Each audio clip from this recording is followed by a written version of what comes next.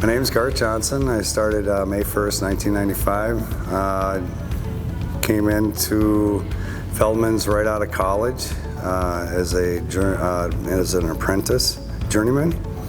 Held the roadside assistance title for a while, just because I get to drive one of their vehicles back home, back and forth to work. And then moved on to a journeyman, now a master technician after 24 years. Yeah, I first learned about Feldmann imports back in college. A classmate of mine was doing an internship, and he just happened to put the word out in class that Feldmann's was looking for new techs.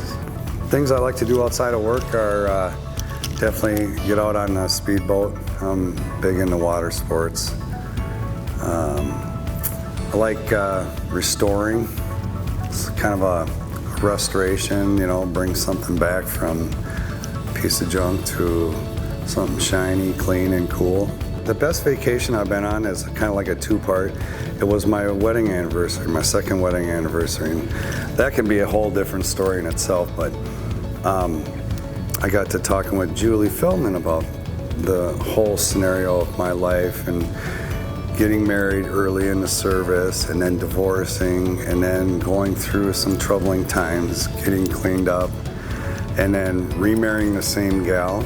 She thought that was just a wonderful, just because I really truly was blessed to have a second chance. And that greatest vacation was just that, was the honeymoon. The Feldmanns gave us a weekend stay down at the Lowell Inn down in Stillwater, all expenses paid, and that was just phenomenal.